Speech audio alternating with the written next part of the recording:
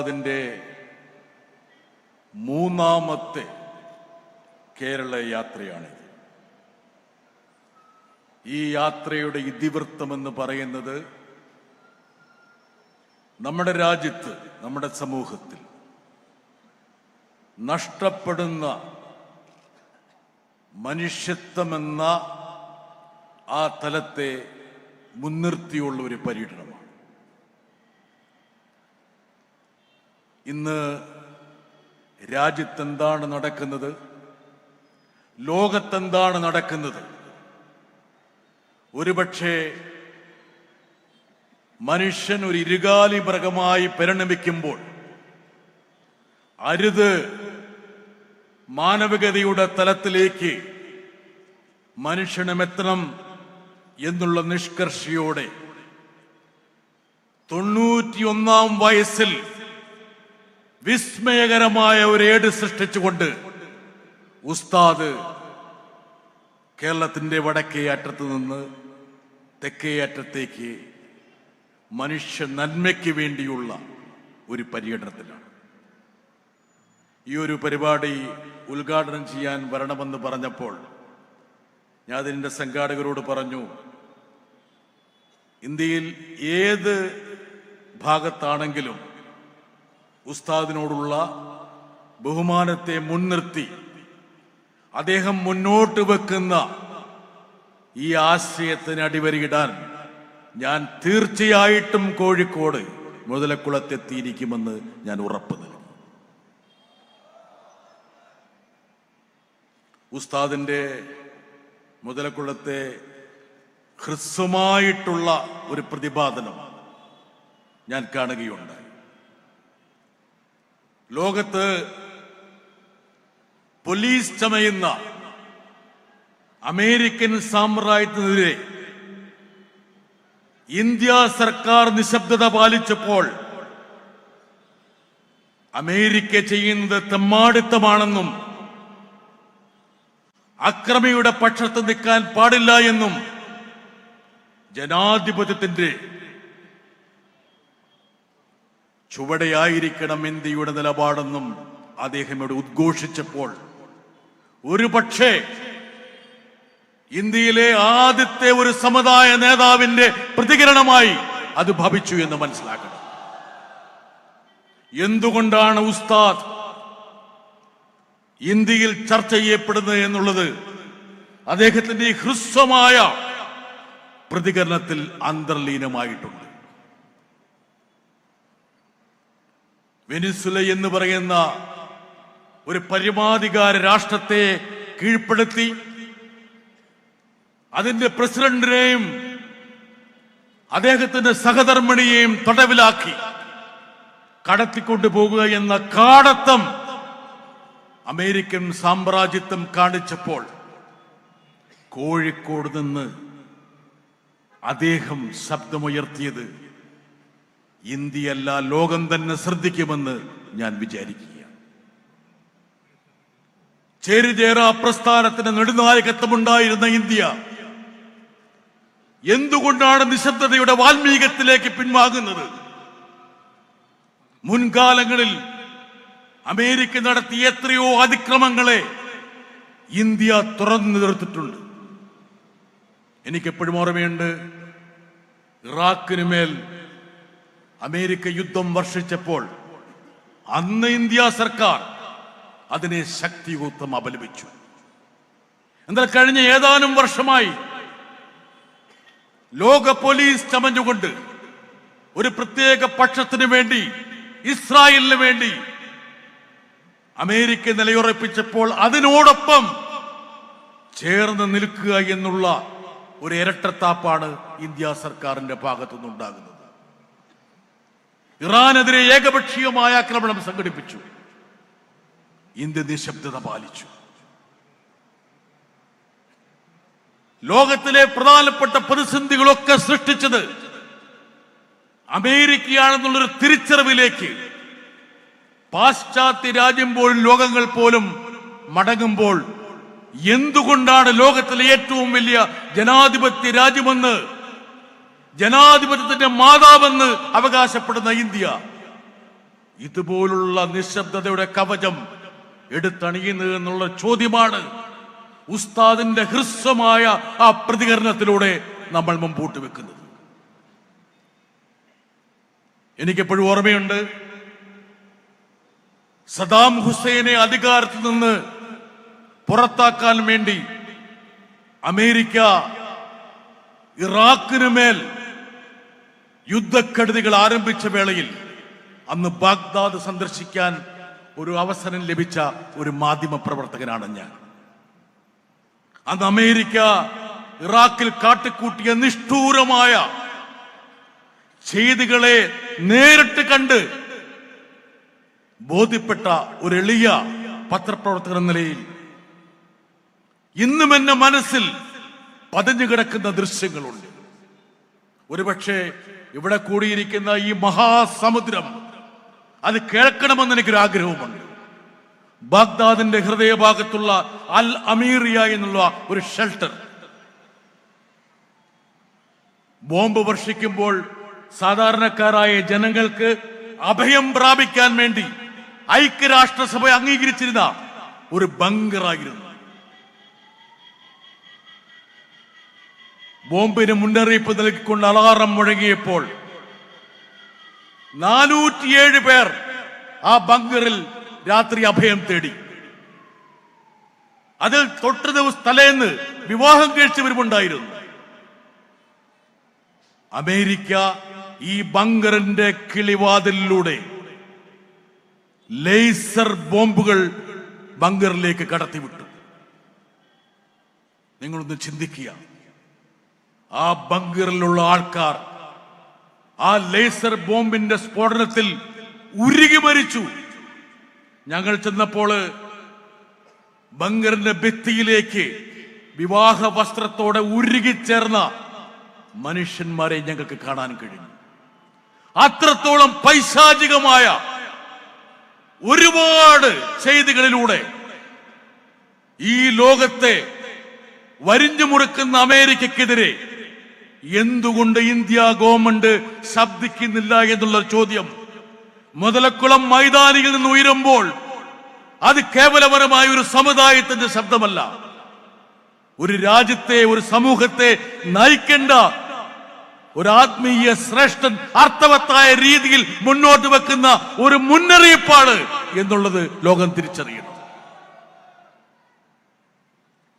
ഒരു പൊതുപ്രവർത്തകൻ എന്ന നിലയിൽ, ഒരു പാർലമെന്റ് അംഗമെന്ന നിലയിൽ ഇന്ത്യയിൽ എന്താണ് സംഭവിക്കുന്നത് എന്ന് നേരിട്ട് കാണാനുള്ള ഭാഗ്യമോ നിർഭാഗ്യമോ ഉള്ള ഒരു വ്യക്തിയാണ്.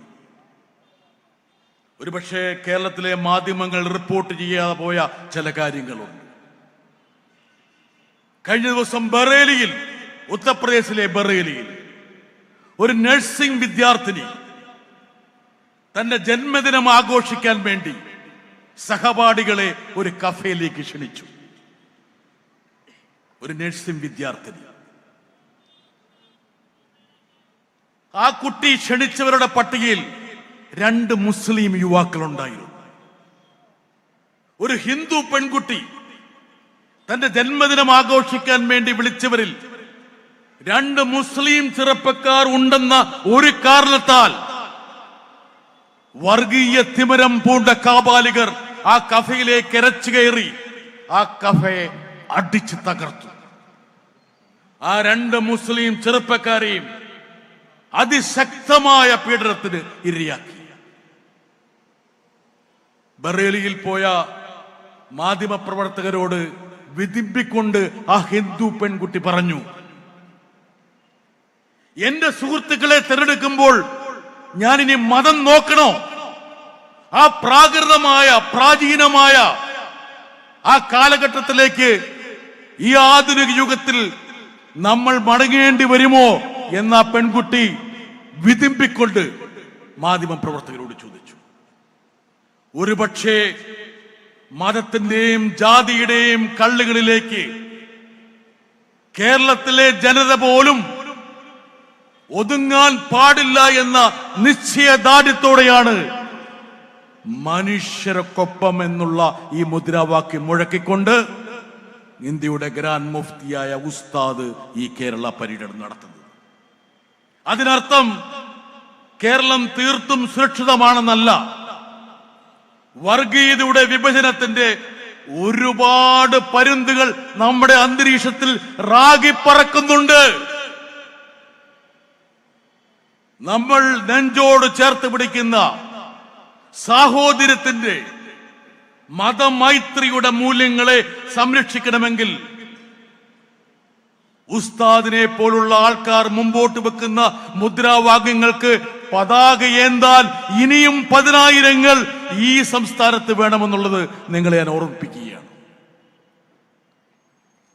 കഴിഞ്ഞ ദിവസം റായ്പൂരിൽ, ഇതുവരെ പക്ഷേ കേരളത്തിലെ മാധ്യമങ്ങൾ റിപ്പോർട്ട് ചെയ്യാത്തൊരു കാര്യമാണ്. ഇവിടെ മാധ്യമ പ്രവർത്തകർ ഇരിക്കുന്നുണ്ട്, അതുകൊണ്ട് അവരും കൂടെ കേൾക്കാൻ വേണ്ടി പറയുകയാണ്. ക്രിസ്മസ് ദിവസം ഛത്തീസ്ഗഡില് ക്രിസ്മസ് ദേവാലയങ്ങളും ക്രിസ്മസ് പാപ്പയും നക്ഷത്രങ്ങളും ഒക്കെ അടിച്ചു തകർക്കപ്പെട്ടു. ഏതാനും പേരെ പേരിന് റായ്പൂരിൽ ജയിലിലാക്കി.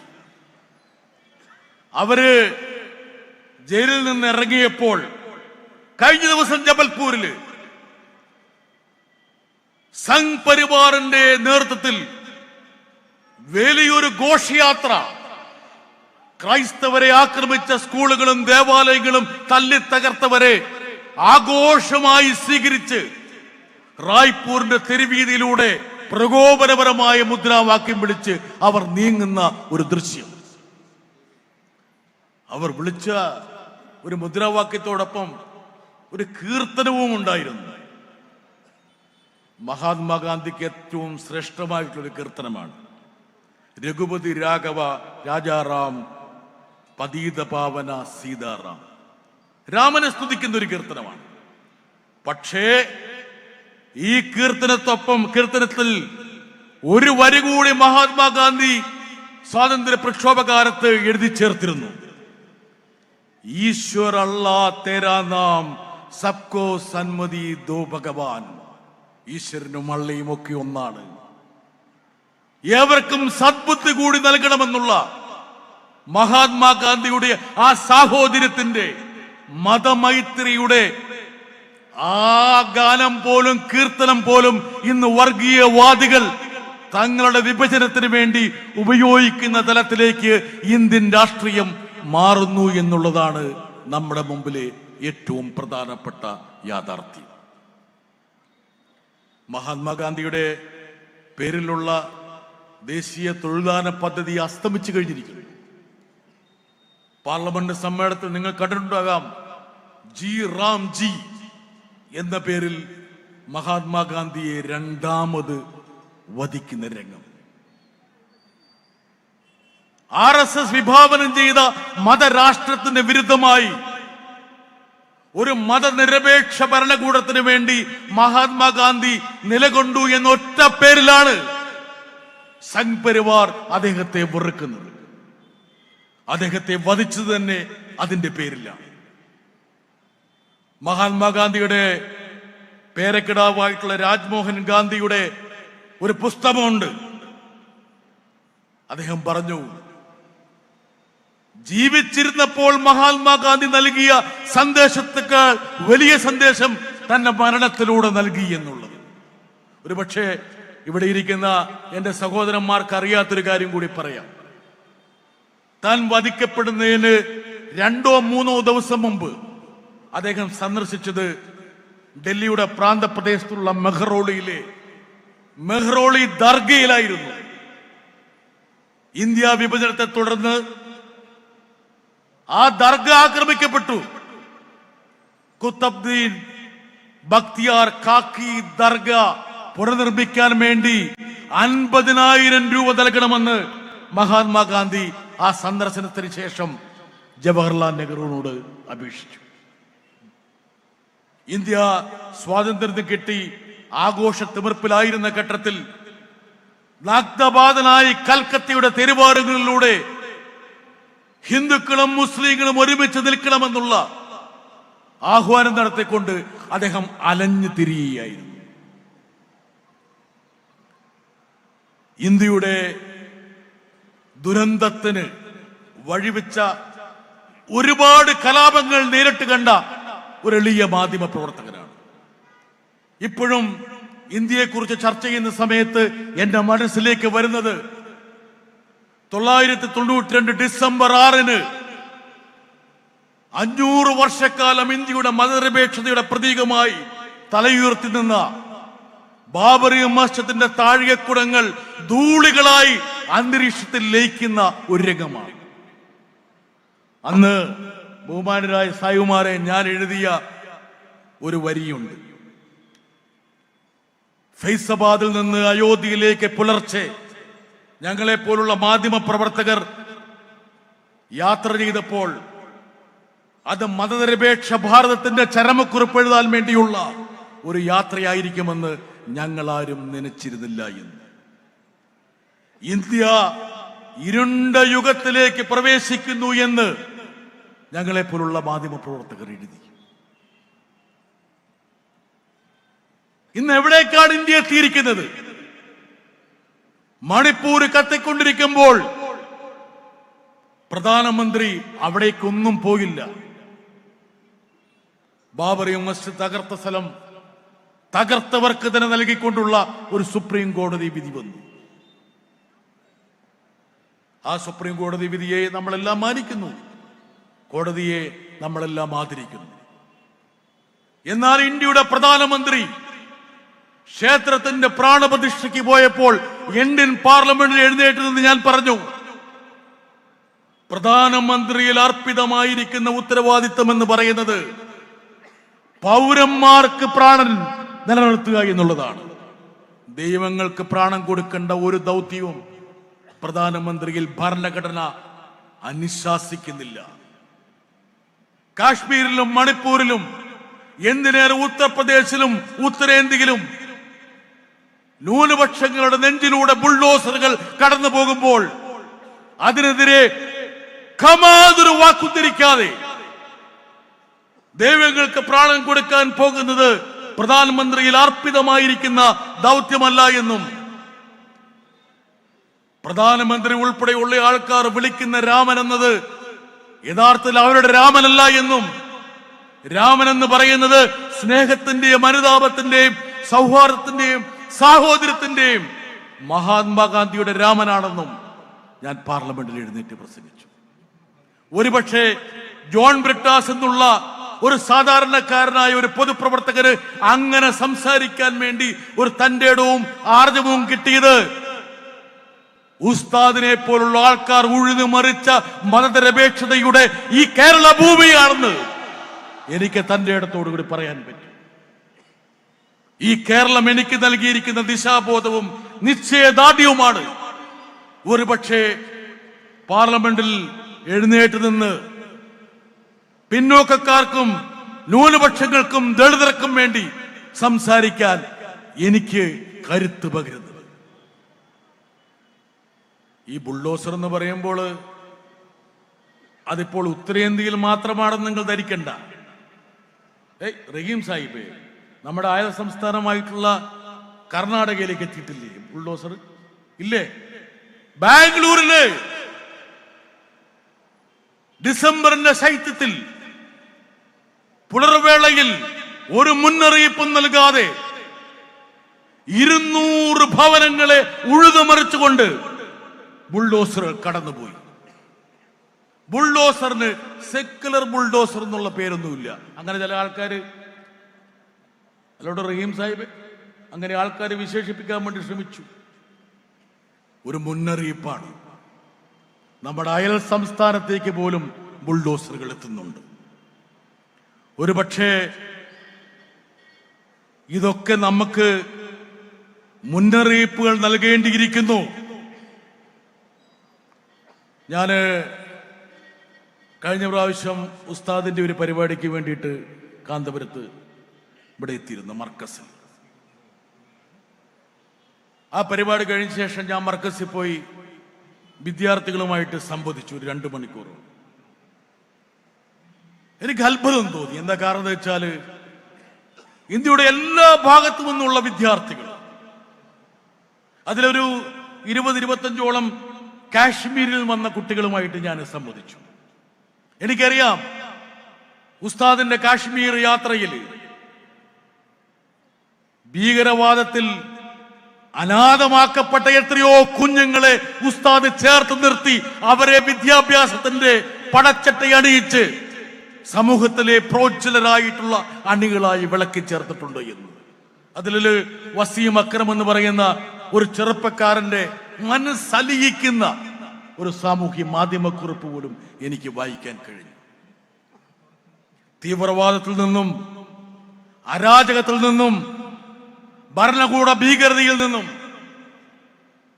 ഒരു യുവതലമുറയെ മോചിപ്പിക്കാൻ വേണ്ടി ഉസ്താദിനെ പോലുള്ള ആൾക്കാർ പ്രദാനം ചെയ്യുന്ന ആത്മീയ വിദ്യാഭ്യാസത്തോടൊപ്പം ചേർത്ത് വെക്കുന്ന ഭൗതിക വിദ്യാഭ്യാസം ശ്രേഷ്ഠമാണെന്നും ഇത് മാതൃകയാണെന്നും ആ വസീം അക്രം എന്നുള്ള ആ ചെറുപ്പക്കാരൻ എഴുതി വെച്ചു.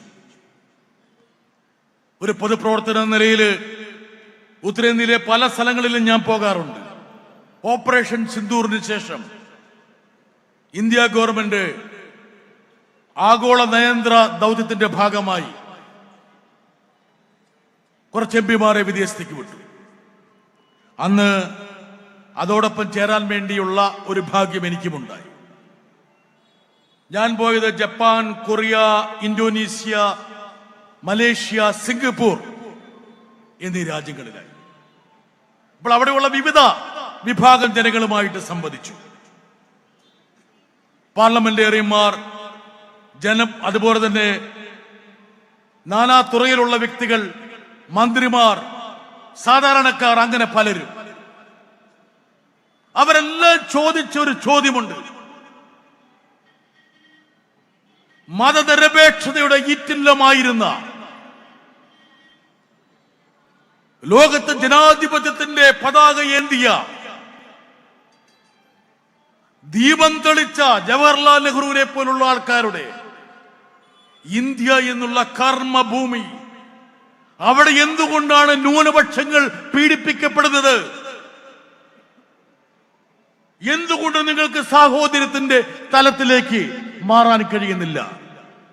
ഇന്ത്യയിൽ നിന്ന് ഞങ്ങൾ പ്രതീക്ഷിക്കുന്നത് മതമൈത്രിയുടെ ഏറ്റവും പ്രധാനപ്പെട്ട ഉദാത്തമായ തലമാണ് എന്ന് അവരെല്ലാം പറഞ്ഞു.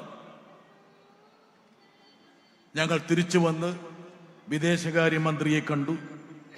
വിദേശകാര്യമന്ത്രിയെ കണ്ടപ്പോൾ ഞാൻ പറഞ്ഞു, ബഹുമാനപ്പെട്ട മന്ത്രി, എനിക്ക് ചില കാര്യങ്ങൾ പറയാറുണ്ട്. അദ്ദേഹം പറഞ്ഞു, പറയൂ. ഞങ്ങൾ 6 പേര് 7 പേര് മാത്രമേ ഉള്ളൂ. അദ്ദേഹത്തോട് ഞാൻ പറഞ്ഞു, ഇന്ത്യ എന്നുള്ള രാജ്യത്തിന്റെ കീർത്തി, സൽപ്പേര് ആഗോളതലത്തിൽ സംരക്ഷിക്കപ്പെടണമെങ്കിൽ ഇന്ത്യയിലെ ന്യൂനപക്ഷങ്ങൾ സുരക്ഷിതരായിരിക്കണം. ഇവിടെ ഒരു ബുൾഡോസർ ഒരു മുസ്ലിം സഹോദരന്റെ വീട്ടിൽ കയറി ഇറങ്ങുമ്പോൾ അത് ഇന്ത്യ എന്നുള്ള രാജ്യത്തിന്റെ സൽപ്പേരിന് കളങ്കം ചാർത്തുന്നു എന്നുള്ള കാര്യം വിദേശകാര്യ മന്ത്രിയായ നിങ്ങൾ തിരിച്ചറിയണമെന്ന്. എനിക്കിപ്പോഴും ഓർമ്മയുണ്ട്, മലയാളികളായിട്ടുള്ള 2 കന്യാസ്ത്രീകളെ അകാരണമായി UAPA പോലുള്ള കിരാത വകുപ്പുകൾ, വ്യവസ്ഥകൾ ചുമത്തി ഛത്തീസ്ഗഡിലെ ദുർഗ് ജയിലിൽ അടച്ചപ്പോൾ ഞങ്ങൾ ഏതാനും എംപിമാരോടെ പോയി. അതിനുശേഷം തിരിച്ച് പാർലമെന്റ് വന്ന ശേഷം ഞാൻ BJP ബെഞ്ചുകളെ നോക്കി ചോദിച്ചൊരു കാര്യമുണ്ട്, മന്ത്രിമാരെ നോക്കി കാണിച്ചൊരു കാര്യമുണ്ട്. നിങ്ങളൊക്കെ പലരും പഠിച്ചത് ക്രൈസ്തവ സ്കൂളിലാണ്. JP നഡ്ഡ, ജയശങ്കർ, നിർമ്മല സീതാരാമൻ, പീയൂഷ് ഗോയൽ, ഭരണപക്ഷത്തിരിക്കുന്ന ഈ മന്ത്രിമാരിൽ ബഹുഭൂരിപക്ഷം ആൾക്കാരുടെയും കുഞ്ഞുങ്ങൾ, പേരക്കിടാങ്ങൾ പഠിച്ചത് ക്രൈസ്തവ സ്കൂളുകളിലോ ന്യൂനപക്ഷ സ്കൂളുകളിലോ ആണ്. അവരെ ആരെങ്കിലും മതപരിവർത്തനം നടത്തിയോ? ഇന്ത്യയിൽ 20 കോടിയോളം മുസ്ലിങ്ങളുണ്ട്. ഇന്തോനേഷ്യ കഴിഞ്ഞാൽ ഏറ്റവും കൂടുതൽ മുസ്ലിങ്ങളുള്ള ഒരു രാജ്യം ഇന്ത്യയാണ്. പക്ഷേ 20 കോടി വരുന്ന ഇന്ത്യൻ മുസ്ലിങ്ങൾക്ക് ഇന്ത്യയുടെ അധികാര ശ്രേണിയിൽ എന്താണ് പ്രാതിനിധ്യം എന്നുള്ള കാര്യം നമ്മൾ ഇടയ്ക്ക് അവരെ ഓർമ്മപ്പെടുത്തണം. ഇന്ത്യൻ ക്യാബിനറ്റ്, മന്ത്രിസഭ പേരിനൊരു മുസ്ലിമിനെ പോലും ചേർക്കാൻ ഈ സർക്കാർ തയ്യാറായിട്ടുണ്ട്. ഇനി മറ്റു മേഖലകളൊക്കെ പരിശോധിക്കാം.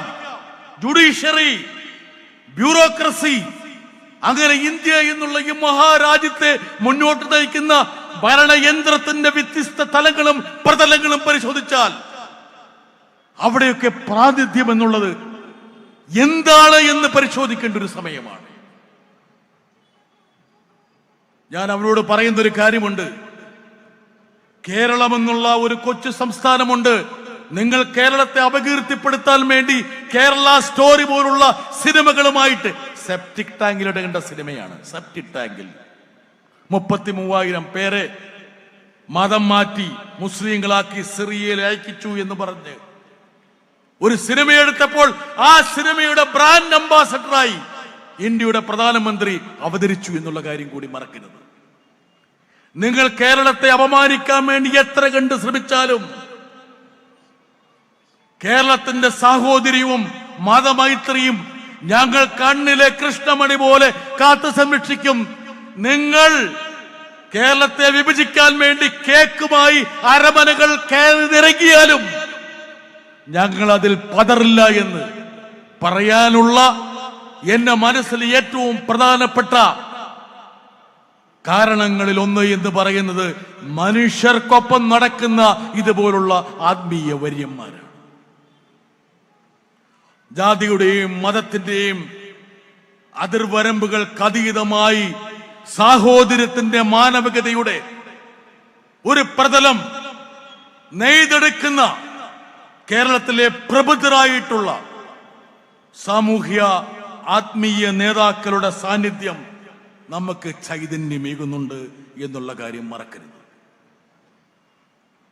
ഇവിടെ ഇനിയും ഒരുപാട് പേർ പ്രസംഗിക്കാറുണ്ട്. പക്ഷേ ഞാൻ എൻ്റെ ഉദ്ഘാടന പ്രസംഗം അവസാനിപ്പിക്കുമ്പോൾ ഒരു കാര്യം പറയാം. എന്തായാലും എന്നെ ഇവിടെ വിളിച്ചപ്പോൾ ഞാനൊരു CPM-ന്റെ MP എന്നുള്ള ആ ഒരു ലേബലും കൂടി കണക്കിലെടുത്തായിരിക്കില്ലേ? അങ്ങനെ ആയിരിക്കില്ലേ? ആയിരിക്കും. ഒരു കാര്യം ഞാൻ പറയാം. ഞങ്ങൾ പാർലമെന്റില് ചെറിയൊരു ന്യൂനപക്ഷമായിരിക്കും. പക്ഷേ ന്യൂനപക്ഷങ്ങളുടെയും പിന്നോക്കക്കാരുടെയും ദളിതരുടെയും പീഡിപ്പിക്കപ്പെടുന്നവരുടെയും ഉറച്ച ശബ്ദമായി അവസാന ശ്വാസം വരെ ഞങ്ങളെ പോലുള്ളവർ അവിടെ ഉണ്ടാകുമെന്നുള്ള ഒരു ഉറപ്പ് ഈ മുതലക്കുളത്തെ ഈ ജനാവലിക്ക് ഞാൻ നൽകുകയാണ്. കേരളത്തിലെ സാഹോദര്യവും മതമൈത്രിയും സംരക്ഷിക്കാനുള്ള ഏറ്റവും കരുത്തുള്ള പടച്ചട്ടയായി ഇടതുപക്ഷം എന്നും നിലകൊണ്ടിട്ടുണ്ട്, ഇന്നും നിലകൊള്ളുന്നു, നാളെയും ഞങ്ങൾ നിലകൊള്ളും എന്നുള്ള കാര്യം ഇവിടെ ഈ വേദിയിൽ വെച്ച് ഞാൻ പ്രഖ്യാപിക്കുകയാണ്. എന്തെങ്കിലും തരത്തിൽ നിങ്ങൾക്കൊരു സന്ദേഹമുണ്ടെങ്കിൽ ആ സന്ദേഹം മാറ്റിവെച്ചു. ഇനി ഇതൊക്കെ നിങ്ങളുടെ വോട്ട് മേടിക്കാൻ വേണ്ടി ജോൺ ബ്രിട്ടാസ് പറയുന്നതാണെന്ന് ചിന്തിക്കേണ്ട. നിങ്ങൾ വോട്ട് ചെയ്താലും ചെയ്തില്ലെങ്കിലും നിങ്ങളോടൊപ്പം നിലയുറപ്പിക്കുക എന്നുള്ളത് ഞങ്ങളുടെ ഏറ്റവും പ്രധാനപ്പെട്ട ദൗത്യങ്ങളിലൊന്നാണ്. സമർപ്പിതമായ ദൗത്യമാണ്. അതാരും ഞങ്ങളിൽ നിക്ഷേപിക്കുന്ന ഒരു ദൗത്യമല്ല. ഞങ്ങൾ നെഞ്ചോട് ചേർത്ത് പിടിക്കുന്ന ഏറ്റവും പ്രധാനപ്പെട്ട ഒരു ലക്ഷ്യമായിട്ടാണ് ഞങ്ങൾ ഇതിനെ കാണുന്നത്. ഇവിടെ നമ്മളെല്ലാം ഒന്നാണ് എന്ന് വിശ്വസിക്കുന്ന ഒരാളാണ്. ഈ ഒന്ന് എന്ന് പറയുന്നത് കേരളത്തിന്റെ നന്മയെ, കേരളം ആർജിച്ച മഹത്തരമായ ഈ പന്താവിനെ സംരക്ഷിക്കാനുള്ള ഒരു പടപ്പുറപ്പാടിലാണ് നമ്മളെല്ലാം. വിവേകാനന്ദ സ്വാമി കേരളം സന്ദർശിച്ചപ്പോൾ അദ്ദേഹം ഈ നാടിനെ വിശേഷിപ്പിച്ചത് ഭ്രാന്താലയമെന്നാണ്. ആ ഭ്രാന്താലയത്തിൽ നിന്ന് സാഹോദര്യത്തിന്റെ ഏറ്റവും പ്രധാനപ്പെട്ട വിളക്കുമാടമായി കേരളം മാറിയിട്ടുണ്ടെങ്കിൽ ആ ദീപത്തെ സംരക്ഷിക്കാനുള്ള ഉത്തരവാദിത്തം നിങ്ങളിലും എന്നിലും നിക്ഷിപ്തമായിരിക്കുന്നു എന്നുള്ള ഒരു ഓർമ്മപ്പെടുത്തൽ കൂടിയാണ് ഉസ്താദിന്റെ ഈ കേരള യാത്ര എന്നുകൂടി പറഞ്ഞുകൊണ്ട് ഈ മഹാറാലി ഔപചാരികമായി ഉദ്ഘാടനം ചെയ്യുന്നു. ഉസ്താദിന്റെ ദീപ്തമായിട്ടുള്ള ഈ യാത്ര കേരള സമൂഹത്തെ സ്ഫുടം ചെയ്തെടുക്കട്ടെ എന്ന് ആശംസിച്ചുകൊണ്ട് ഞാൻ എന്റെ വാക്കുകൾ നിർത്തുന്നു. നന്ദി, നമസ്കാരം.